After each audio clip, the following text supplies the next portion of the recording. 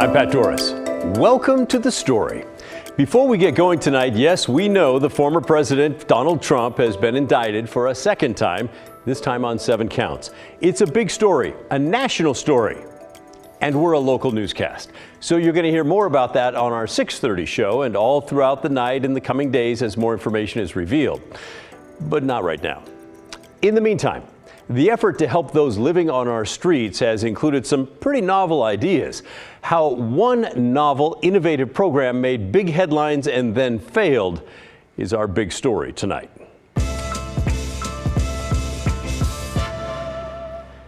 Starting a new program is pretty fun and exciting, especially when it promises to make a direct impact.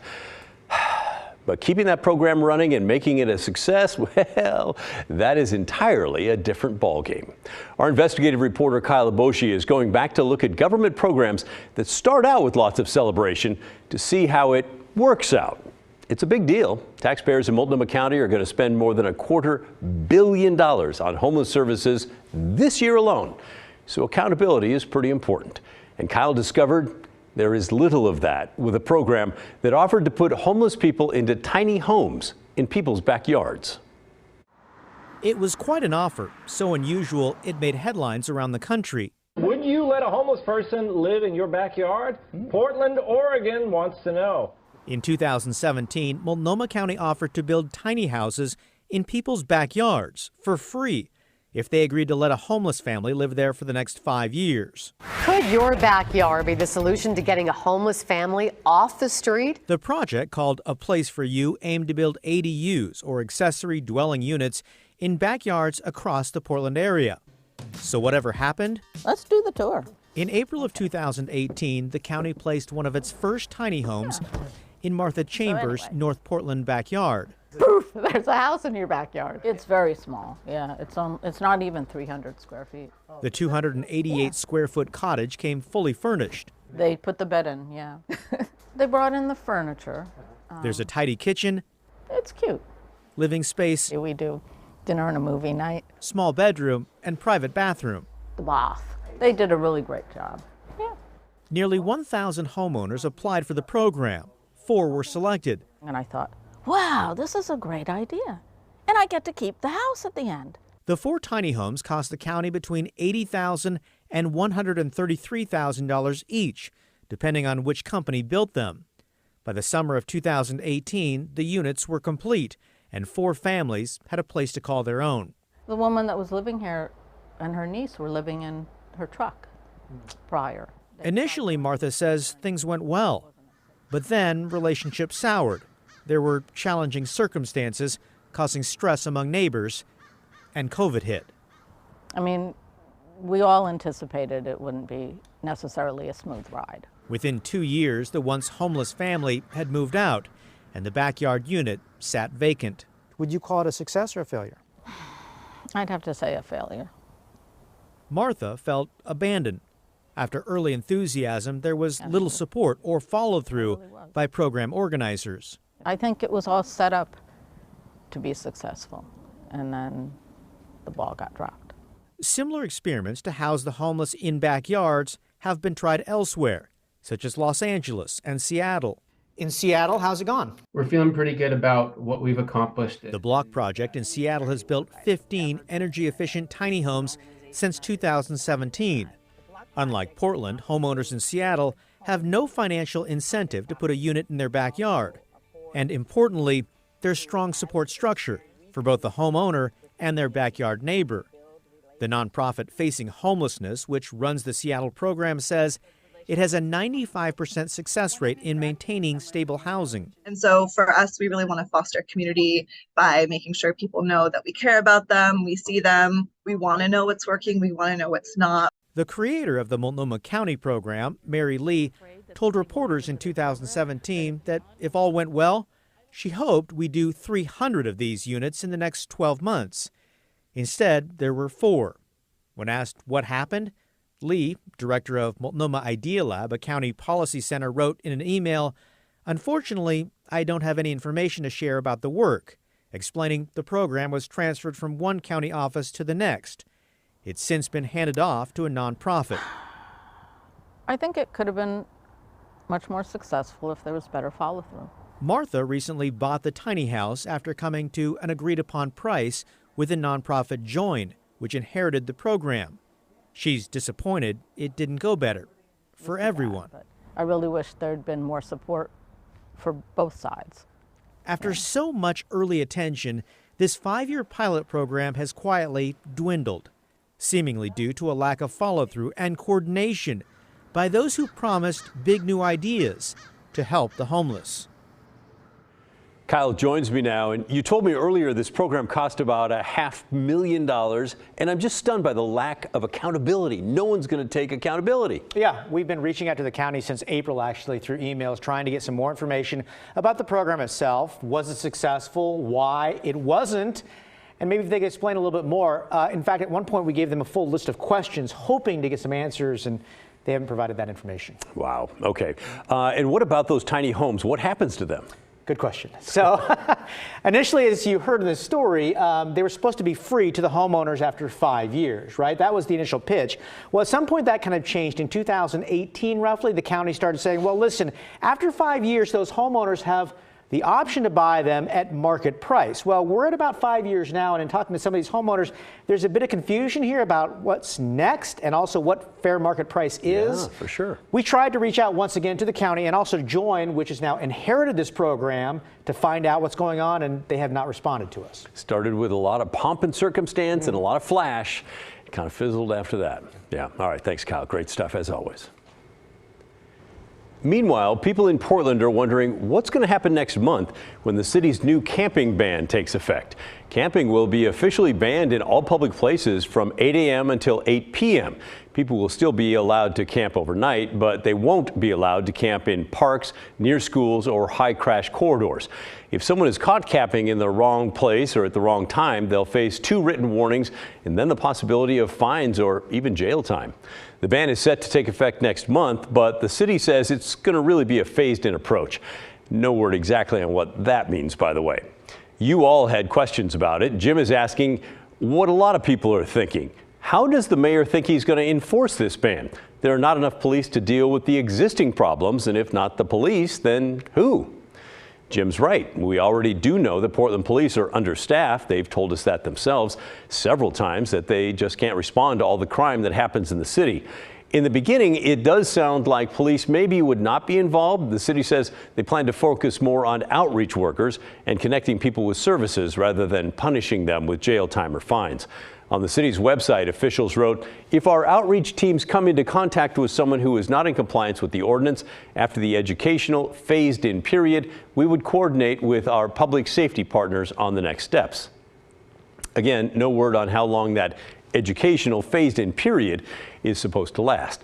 The mayor's office says there will be a meeting to discuss what enforcement does look like. They told us Mayor Wheeler's team will convene a meeting with the city attorney's office, the Portland Police Bureau outreach teams, and the Street Services Coordination Center to review the ordinance, discuss operations, and conduct training before enforcement begins. Portland City Commissioner Renee Gonzalez told us that almost no one is actually going to go to jail over this camping ban. The city also says the district attorney's office is going to be focused on seeking alternative sentences rather than actual jail time. Karen wrote, I'm wondering where these folks will go. Sounds like there is not an alternative in housing or places they can camp.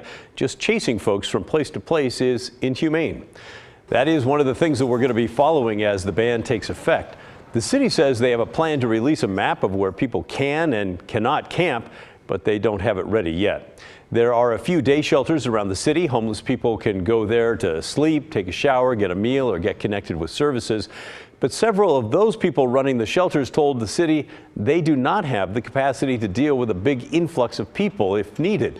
Here's Liz Starkey with Rosehaven. That's a shelter for women and gender diverse people. This is going to be really hard for us as a day shelter, which the city doesn't fund day services currently, and we are already serving about 120 to 150 people a day here. So to ask folks to come in with all of their belongings is going to be even more difficult. And then of course we see escalated mental health crises when people are disrupted and moved, but especially for women and people who are marginalized by their gender. this is really hard because a lot of those folks stay up all night to stay safe and they sleep during the day. So it's going to be particularly disruptive for the women in our community that are experiencing homelessness and living outside. Portland Mayor Ted Wheeler said he plans to work with the day shelters. He also says he wants to open 6 large camping sites throughout the city, places where people can go and camp and get connected with services. So far, none of them have opened. Wheeler's office says one of the campsites with space for about 140 people is set to open within weeks in southeast Portland. They say the second one could be opened by the end of the year, but they have not said where that will be located. The city still has not opened, by the way, all of its Safe Rest villages, which were announced all the way back in May of 2021, more than 2 years ago now. We're going to keep you posted on this camping ban and how well it is or is not enforced. In the meantime, what do you think? Send us any more questions you might have. We'll look for answers. You can write to thestory@kgw.com or call and leave a voicemail, 503-226-5090. Up next on The Story, we're going to revisit Greater Idaho, the movement, which recently scored another win in eastern Oregon, albeit by a razor-thin margin. Plus, a Central Oregon county will soon vote on the Greater Idaho question as well. Details when The Story returns.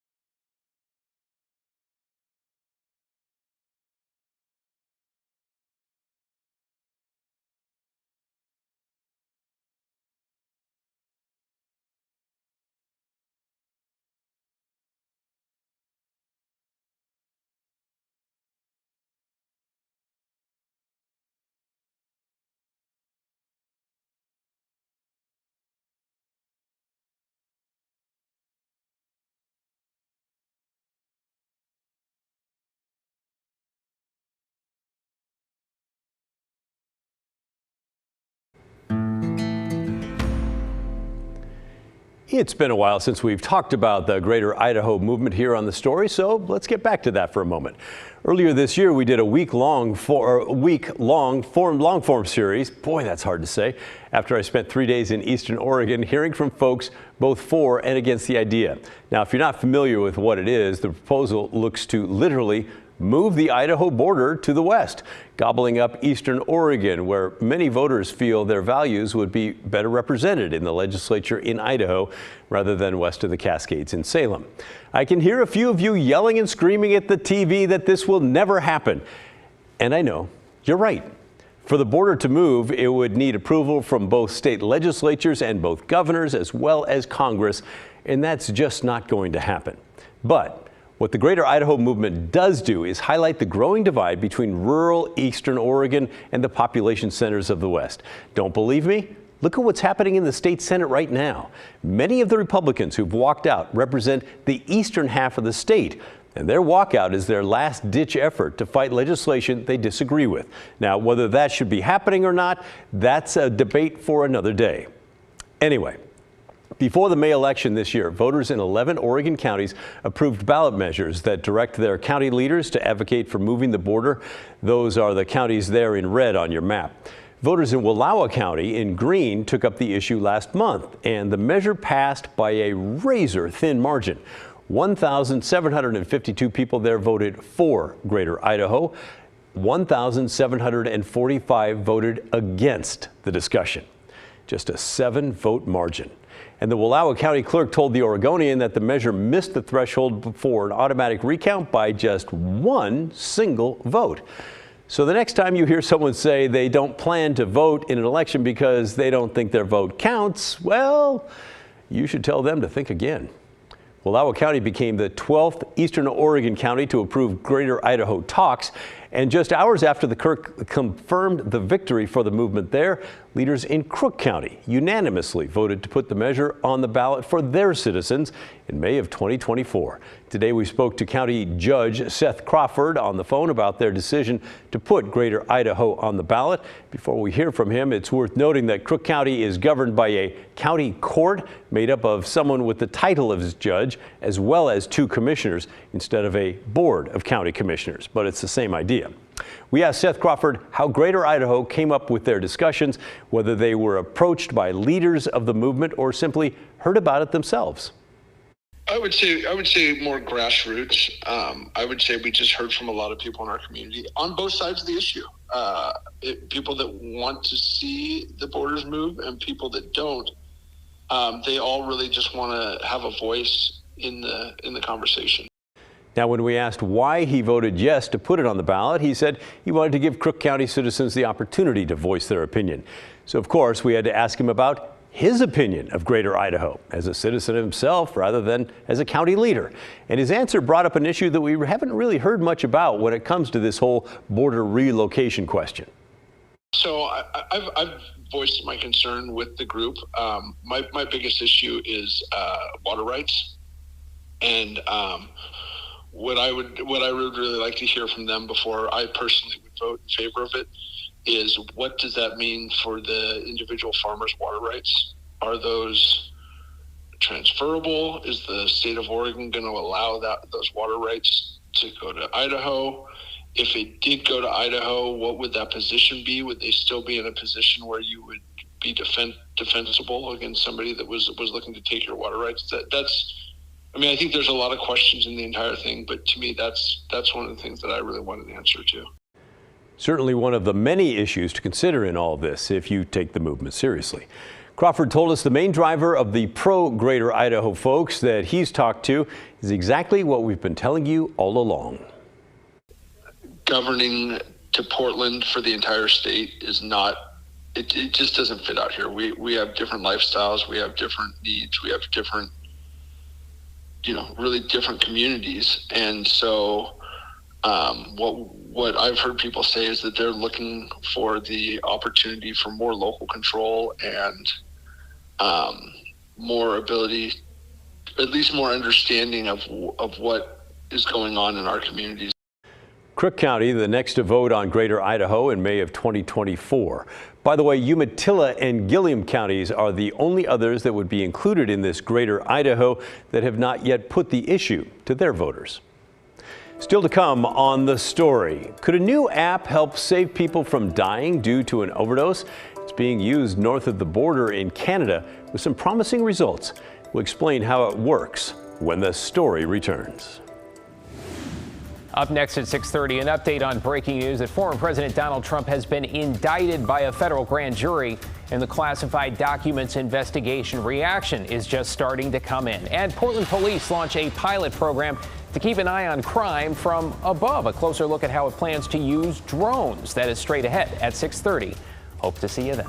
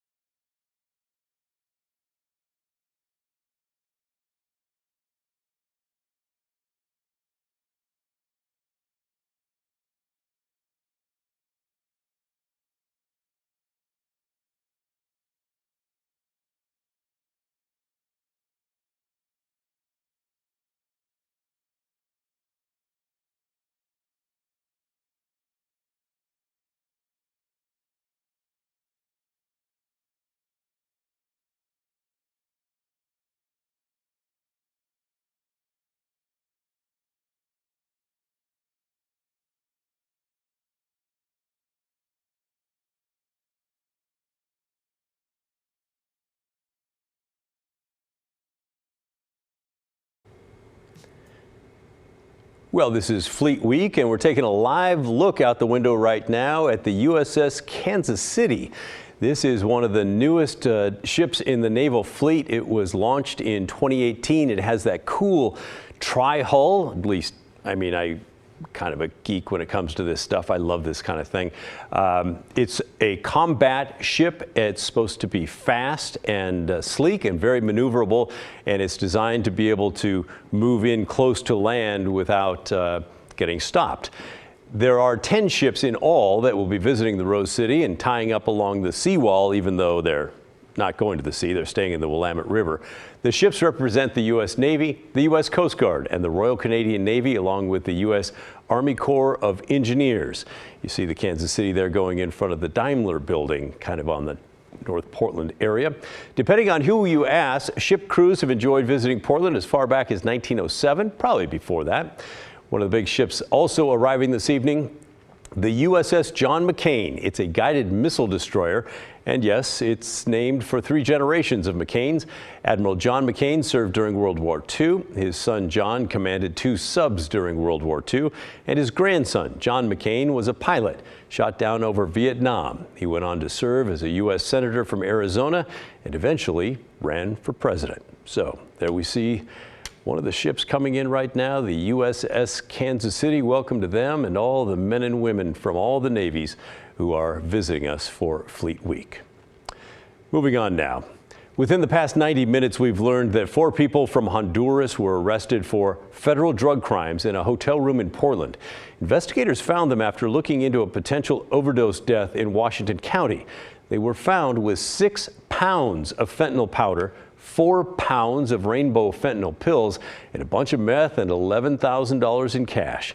And tonight, officials in Washington County are warning of a potentially deadly batch of drugs circulating in their community after at least 15 overdoses and 5 deaths. That's all in the last 5 days.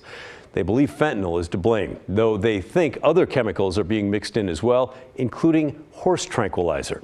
Detectives say in some cases Narcan is not enough to bring people back from the brink of death. Beaverton is where 6 of the overdoses happened. 2 of them were deadly. 1 fatal overdose occurred in Hillsborough.